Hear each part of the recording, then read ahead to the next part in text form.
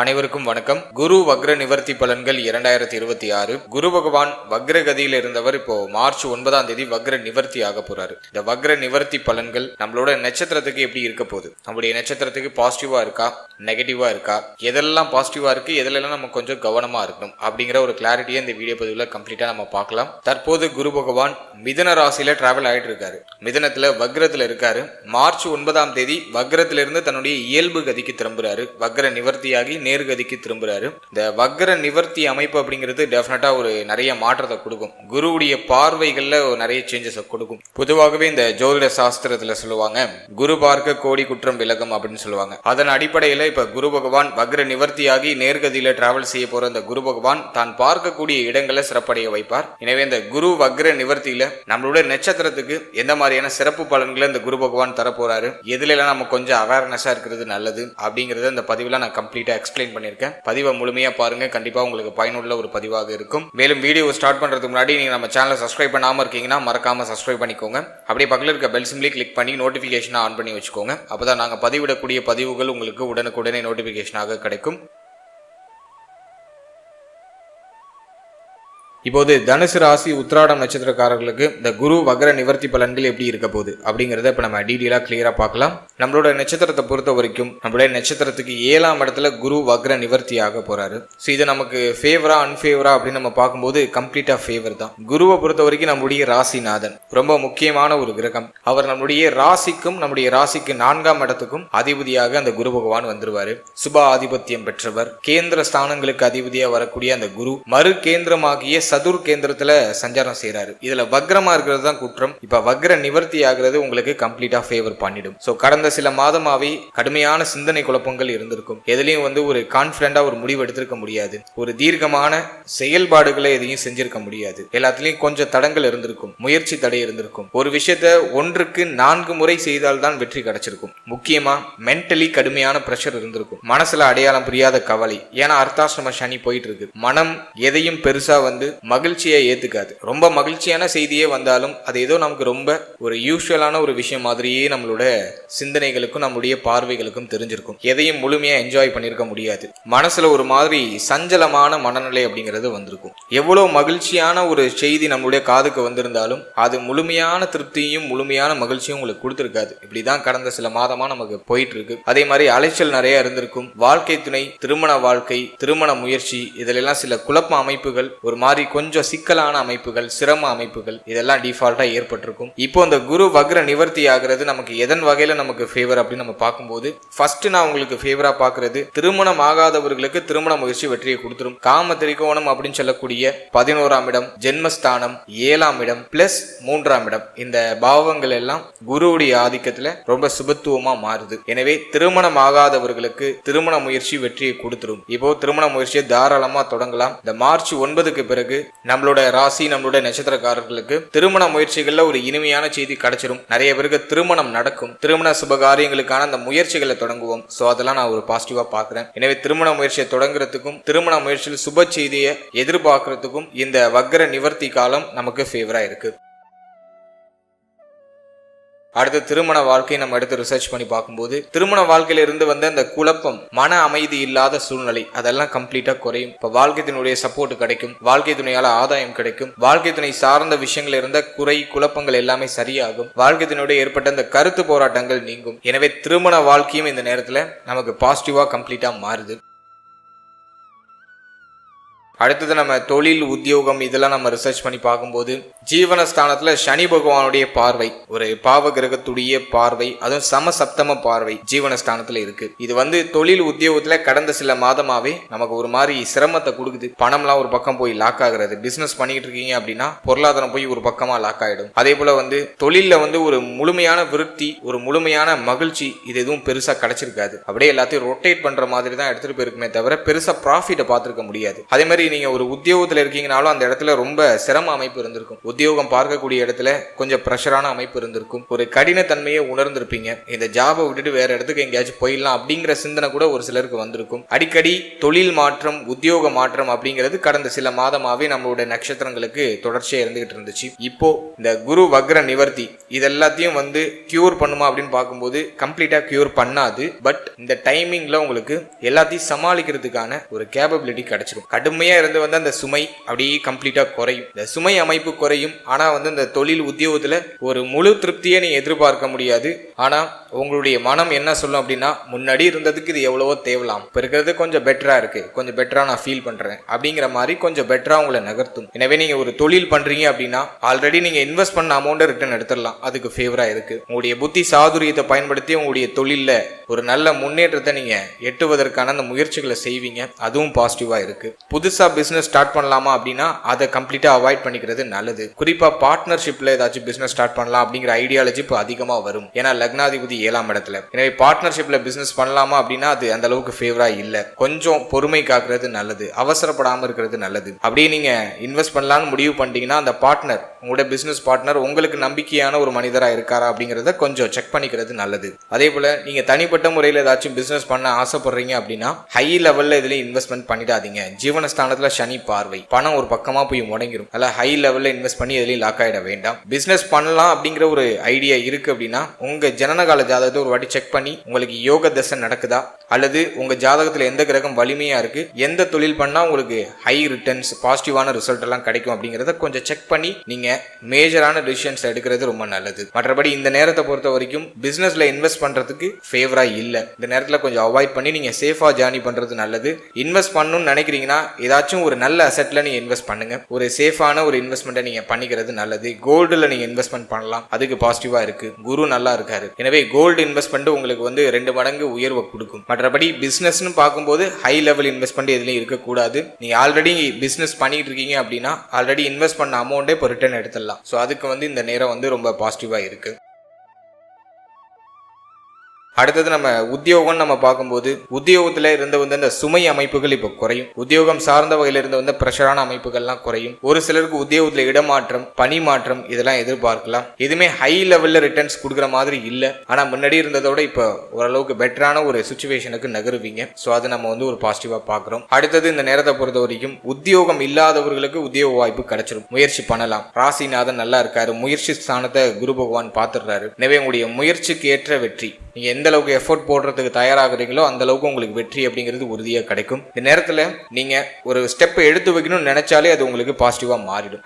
அந்த சிந்தனை உங்க மனசுல ஊற்றெடுத்தாலே நீங்க வெற்றியாளரா மாற போறீங்கன்னு அர்த்தம். எனவே நீங்க வந்து ஒரு வேலை இல்லாம இருக்கீங்க அப்படின்னாக்கா அந்த வேலைக்கான முயற்சியை ஜஸ்ட் ஸ்டார்ட் பண்ணுங்க. அது உங்களுக்கு ஒரு பாசிட்டிவ் ரிசல்ட்டை மார்ச் 9க்கு பிறகு கொடுத்துரும். ஸோ அதை நான் வந்து உங்களுக்கு ஒரு பாசிட்டிவா பார்க்குறேன். அடுத்தது பொருளாதாரத்தை நம்ம ரிசர்ச் பண்ணி பார்க்கும்போது 4ஆம் இடத்துல சனி, அர்த்தாஷ்டம சனி ஒரு மாதிரி பொருளாதாரம் சார்ந்த வகையில கொஞ்சம் சிரமத்தை கொடுக்குது. கடந்த சில மாதமாவே பண பற்றாக்குறை அப்படிங்கறத நம்ம சந்திச்சுட்டு வந்துட்டு இருக்கோம். இப்போ மார்ச் 9க்கு பிறகு இந்த குரு வக்ர நிவர்த்திக்கு பிறகு பொருளாதார ரீதியா இருக்கக்கூடிய அந்த தடுமாற்றங்கள்லாம் நிவர்த்தி ஆயிடும். கவலையே பட வேண்டாம். ஏன்னா குருவுடைய பார்வை லாபஸ்தானத்துல. இப்போ உங்களுடைய புத்தியை பயன்படுத்தி இந்த பொருளாதார நெருக்கடிக்கு ஒரு முற்றுப்புள்ளி வச்சிருவீங்க. பண தேவைகள் எல்லாமே இப்போ பூர்த்தி ஆகும். பண பற்றாக்குறை அப்படிங்கிறது நிவர்த்தி ஆகும். பொருளாதார ரீதியா இருக்கக்கூடிய சிரமம், தடுமாற்றம் எல்லாமே சரியாகும். ஏன்னா லாபஸ்தானத்துல ஒரே சுபகிரகம், அதுவும் உங்களுடைய ராசிநாதன் லாபஸ்தானத்தை பார்த்துடுறாரு. எனவே பொருளாதார ரீதியா இருக்கக்கூடிய கடுமையான நெருக்கடிகள், எங்கேயாச்சும் பணம் போய் முடங்கி இருக்கு, வர வேண்டிய பணம் வரல அப்படின்னு ஃபீல் பண்ணிட்டு இருக்கீங்கன்னா மார்ச் 9ஆம் தேதிக்கு பிறகு பொருளாதார ரீதியா இருக்கக்கூடிய அந்த தடுமாற்றங்களுக்கு எல்லாத்துக்கும் ஒரு நிவர்த்தி கிடைச்சிடும். கவலைப்பட வேண்டாம்.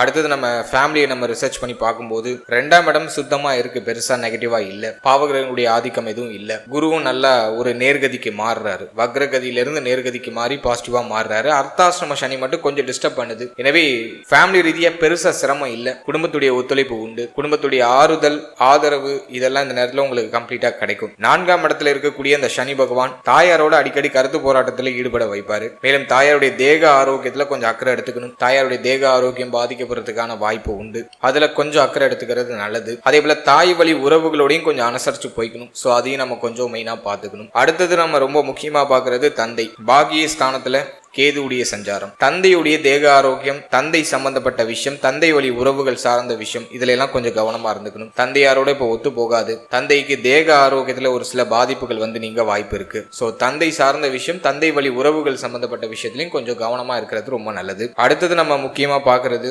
இளைய சகோதர சகோதரிகளோட ஏதாச்சும் மன வருத்தம் ஏற்பட்டிருந்துச்சுன்னா அது இந்த குரு வக்ர நிவர்த்திக்கு பிறகு சரியாயிடும். அதை நான் வந்து உங்களுக்கு ஒரு பாசிட்டிவா பாக்குறேன். மூத்த சகோதர சகோதரியுடைய ஆதரவு இந்த நேரத்துல பரிபூர்ணமா கிடைக்கும். மூத்த சகோதர சகோதரிகள் சார்ந்த விஷயங்கள் ஏதாச்சும் வருத்தங்கள் கடந்த காலகட்டங்களில் ஏற்பட்டிருந்தா அதுவும் இப்ப நிவர்த்தியாகும். மூத்த சகோதர சகோதரிகளால இந்த நேரத்துல நல்ல ஒரு ஆதாயம், ஒரு ஒத்துழைப்பு, அவர்களால ஒரு திடீர் புது வாய்ப்பு, இதெல்லாம் பாசிட்டிவா கிடைக்கும். அதே மாதிரி மூத்த சகோதர சகோதரிகளுக்கு சுப காரியங்கள், சுப விசேஷங்கள் ஏதாச்சும் ட்ரை பண்றீங்க அப்படின்னா அது கிளிக் ஆயிடும். மூத்த சகோதர சகோதரிகளுக்கு சுப விரய செலவு, சுப மாற்றங்கள் இது சார்ந்த வகையில ஒரு மங்கள மாற்றம் அப்படிங்கிறது இந்த நேரத்துல நிகழ்வதற்கான வாய்ப்பு உண்டு. எனவே ஃபேமிலி ரீதியா பார்க்கும்போது தாய் தந்தை சம்பந்தமான விஷயம், தந்தை வழி உறவு, தாய் வழி உறவு சார்ந்த விஷயத்துல கொஞ்சம் அனுசரிச்சு போய்க்கணும். மற்றபடி எதுவும் பெருசா நெகட்டிவா இல்லை.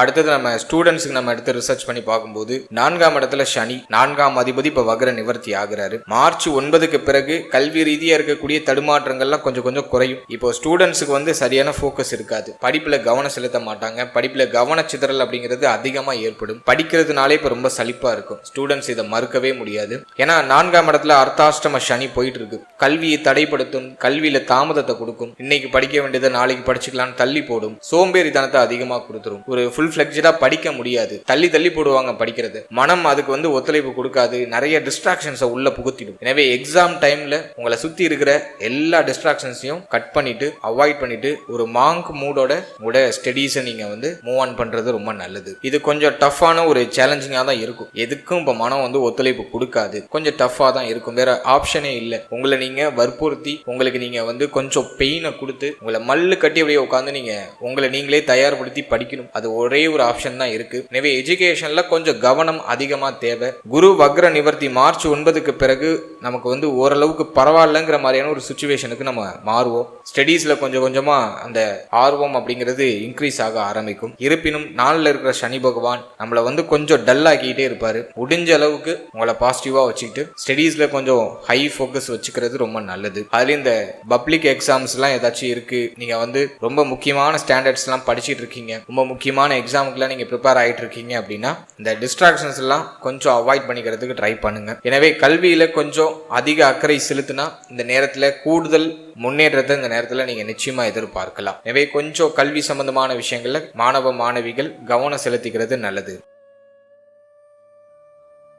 அடுத்தது தேக ஆரோக்கியம், ஹெல்த் ரீதியா நம்ம ரிசர்ச் பண்ணி பார்க்கும்போது சனி மட்டும்தான் நமக்கு 4th ஹவுஸ்ல இருந்து ஹெல்த் ஒரு மாதிரி டல் ஆக்கிட்டே இருக்காரு. குரு இப்ப வக்ர நிவர்த்தி ஆகிறது நமக்கு ஃபேவர் தான். ராசிநாதன் வக்ர நிவர்த்தி ஆகிறாரு. எனவே நம்மளோட நட்சத்திரத்தை பொறுத்த வரைக்கும் ஹெல்த் ரீதியா இருக்கிற ட்ரபிள்லாம் இப்ப கொஞ்சம் கொஞ்சம் குறைய ஆரம்பிக்கும். தேக ஆரோக்கியத்தில் இருக்கக்கூடிய கடுமையான பிரச்சனைகள் எல்லாமே இப்ப நிவர்த்தியாக ஆரம்பிக்கும். அதே போல இந்த நேரத்தை பொறுத்த வரைக்கும் சனி 4ஆம் இடத்துல இருக்கிறதுனால மார்பக பகுதி, உடைய நெஞ்சு பகுதி, உடைய நுரையீரல், இதுல எல்லாம் கொஞ்சம் கவனம் செலுத்திக்கிறது நல்லது. அடிக்கடி சளி தொந்தரவு அதிகமா இருக்கிறதுக்கு வாய்ப்பு இருக்கு. மேலும் தலைவலி அடிக்கடி வரதுக்கு வாய்ப்பு இருக்கு. தலை பகுதிகளில் தான் அடிபடாம பாத்துக்கோங்க. தலைவலி அதிகமா இருக்குனாக்கா அதுக்கான ரெமடிஸை உடனே எடுத்துக்கிறது ரொம்ப நல்லது. அடுத்தது சனியுடைய பார்வை நமக்கு 6ஆம் இடத்துல இருக்கு. வயிறு சம்பந்தமான உபாதைகள் வந்து நீங்க வாய்ப்பு இருக்கு. வயிறு சார்ந்த விஷயங்கள்ல ஒரு சில பிரச்சனைகள் வந்து நீங்களாம். ஒரு சிலருக்கு வயிற்றுல புண்ணு வருது, டயத்துக்கு சாப்பிடாம இருந்து வயிற்றுல புண்ணு வருது, அதுக்கான வாய்ப்புகள்லாம் இருக்கு. செரிமான கோளாறு அதிகமா இருக்கிறதுக்கு வாய்ப்பு இருக்கு. ஸோ இதெல்லாம் நீங்க கொஞ்சம் முக்கியமா கவனம் செலுத்தி பார்க்க வேண்டிய ஒரு விஷயமா இருக்கு. மார்ச் 9க்கு பிறகு ஹெல்த் ரீதியா இருந்த அதிகமான அந்த சோர்வு தன்மை ஓரளவுக்கு குறையும். ரொம்ப லேசியா இருந்த அந்த ஒரு மனநிலை இப்போ வந்து கொஞ்சம் பிரிஸ்கா மாறும். உடைய மனநிலையில ஒரு சில நல்ல சேஞ்சஸ் நீங்க எதிர்பார்க்கலாம். ஆனா சனி 4ஆம் இடத்துல இருக்கிற வரைக்கும் ஒரு முழுமையான மாற்றத்தை கொடுக்க மாட்டாரு. உன்னை கொடுத்து உன்னை கெடுக்கிற மாதிரியான ஒரு அமைப்புகளை செய்வாரு. எனவே ஹெல்த்ல கொஞ்சம் கான்சியஸா இருந்துக்கோங்க. டயத்துக்கு சாப்பிடுங்க, டயத்துக்கு தூங்குங்க. அதுவே வந்து உங்களுக்கு ஒரு பெஸ்டான ஒரு ரெமடியா இருக்கும். நல்ல ஆரோக்கியமான உணவுகள் எடுத்துக்கோங்க. 4ஆம் இடத்துல சனி பகவான் சஞ்சாரம் செஞ்சுட்டு இருக்காரு. ஜூன் மாதம் வரைக்குமே நீங்க கொஞ்சம் ஹெல்த்ல ரொம்ப கவனமா தான் இருக்கணும்.